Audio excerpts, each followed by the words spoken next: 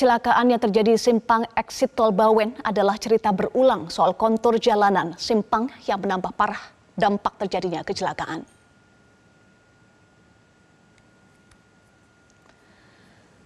Pemirsa, kami coba ilustrasikan, ini adalah kondisi simpang exit Bawen di Kabupaten Semarang, Jawa Tengah dengan pantauan Google Maps. Visual yang Anda saksikan menampilkan lokasi di simpang pintu keluar tol. Kondisi jalanan dari arah Salatiga dan dari arah terminal menurun, sehingga truk yang diduga mengalami remblong meluncur dan menabrak sejumlah kendaraan yang tengah berhenti di lampu merah. Pihak kepolisian juga menyebut mereka akan evaluasi kondisi ini. Pemirsa, jika Anda ingat kecelakaan di Cibubur di mana truk menghantam kendaraan yang sedang berhenti di lampu merah dan hasil evaluasi adalah traffic light di daerah tersebut ditiadakan.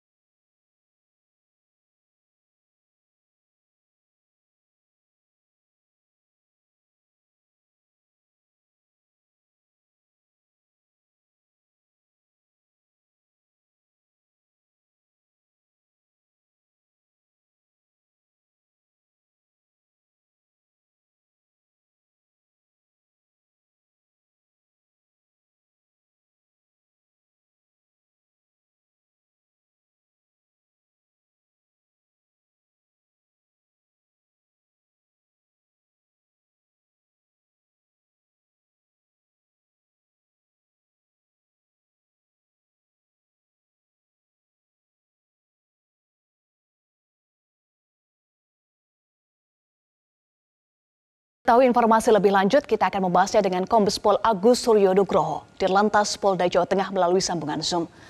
Selamat siang Pak Agus. Selamat siang, Assalamualaikum. Waalaikumsalam warahmatullahi wabarakatuh. Dengan Eva. Pak Agus, kami ingin konfirmasi informasi terbaru, betulkah supir truk sudah ditetapkan sebagai tersangka? Baik, terima kasih. Berkaitan dengan peristiwa kecelakaan yang viral, meninggal dunia 3 sampai saat ini, kita sudah melakukan olah TKP manual dan dilanjutkan oleh olah TKP menggunakan traffic accident analysis. Gambaran-gambaran peristiwa sudah kita dapatkan pada saat sebelum peristiwa dan saat peristiwa dan setelah peristiwa sudah kita ada gambaran dimensi, 3 dimensi. Tadi setelah olah TKP traffic accident analysis, kami melakukan gelar perkara sehingga dari keterangan saksi, keterangan sopir termasuk juga keterangan orang-orang yang berada di TKP, kita menetapkan tersangka driver inisial AR. Namun demikian berkaitan dengan diduga remblong ini juga masih kita dalami. Di samping AR kita kenakan pasal 310 ayat 4, kami juga akan mendalami berkaitan dengan overdimensi. Apakah kendaraan tronton tersebut overdimensi, nanti juga akan kami dalami, termasuk juga korporasi. Jadi manajemen CV yang punya angkutan itu juga bisa mempertanggungjawabkan kaitannya dengan maintenance, apakah maintenance daripada kendaraan tersebut rutin dilakukan. Dan yang kita temukan bahwa sopir yang mestinya harus menggunakan SIM B2 ini SIM A. Jadi sopir hanya punya SIM A. Termasuk juga kita temukan administratif kiranya juga mati. Oleh sebab itu Direktorat Polda Jawa Tengah dan Polres Ungaran menyimpulkan untuk tersangkanya AR, driver daripada tronton. Baik, Anda sampaikan korporasi juga tengah didalami. Ini apakah artinya pemilik truk juga bisa dijerat pidana? Karena kami punya informasi bahwa truk ini belum melakukan uji kir selama 7 tahun dan juga tadi yang didalami adalah overdimension overload. Kalau overdimensi tentunya nanti penyidik akan kolaborasi dengan BPTD, nanti akan kita ukur apakah dimensinya melebihi. Manakala nanti dari BPTD itu menyimpulkan overdimensi, nanti akan kita kenakan pasal 277, pasal berlapis. Siapa tersangkanya? Tentunya nanti siapa yang mengajukan SKRB-nya. Jadi bisa pemilik kendaraan atau perusahaan yang mengajukan pada saat proses overdimensi. Kalau berkaitan dengan korporasi, tentunya nanti kami dalami bahwa kami akan panggil pemilik CV tersebut, angkutan, apakah pada proses maintenance kendaraan itu secara rutin dilakukan, apakah manajemen tahu bahwa kondisi remnya juga ada kendala, sehingga peristiwa yang ada di exit tol Bawen tersebut, kondisi kendaraan apakah layak jalan atau tidak, tentunya ini manajemen daripada korporasi bisa diambil keterangan untuk mempertanggungjawabkan. Baik, Pak Agus, Anda sampaikan sudah dilakukan olah TKP manual dan juga melalui TAA ya. Apa saja hasilnya?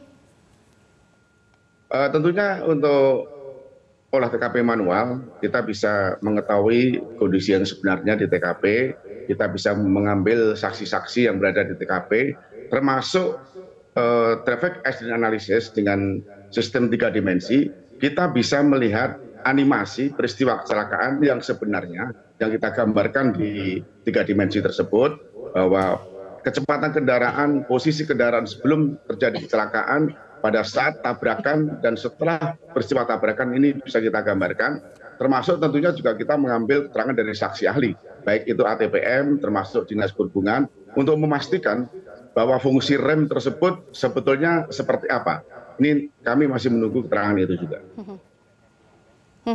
Baik, apakah sudah bisa disimpulkan ini karena human error ataukah karena ada faktor lainnya selain karena dugaan remblong?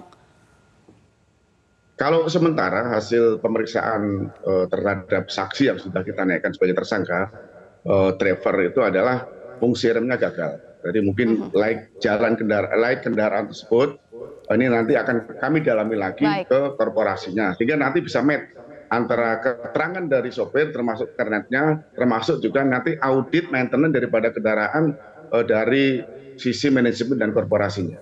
Iya, Pak Agus, tercatat sejak tahun 2020 telah 3 kali kecelakaan di lokasi yang sama melibatkan sejumlah kendaraan dan juga menimbulkan korban. Apa evaluasinya, Pak? Karena kalau kita belajar ya dari kasus di Cibubur, itu lampu merah ditiadakan. Apakah akan ada evaluasi serupa? Pada peristiwa beberapa bulan yang lalu, kami sudah membawa persoalan ini ke Forum Lalu Lintas tingkat provinsi, pengkajian tentang kontur jalan dari Bawen menuju ke exit tol Bawen arah ke Salatiga, penurunan cukup tajam, dan di situ ada pertemuan exit tol dan intran, sehingga traffic light ini mungkin perlu nanti kita kaji, apakah nanti tentunya kami akan minta saran dari PUPR termasuk Dinas Perhubungan berkaitan dengan pengkajian kaitannya dengan kondisi kontur jalan dan traffic light, termasuk pertemuan antara jalan nasional dengan exit tol dan intran tol tersebut. Baik, proses hukum masih terus berlanjut, kemudian juga akan dilakukan pengkajian lebih dalam terkait dengan kondisi kontur jalan. Terima kasih Dirlantas Polda Jawa Tengah Kombes Pol Agus Suryo Nugroho sudah bergabung bersama kami di Metro Siang. Jelajahi cara baru mendapatkan informasi. Download Metro TV Extend sekarang.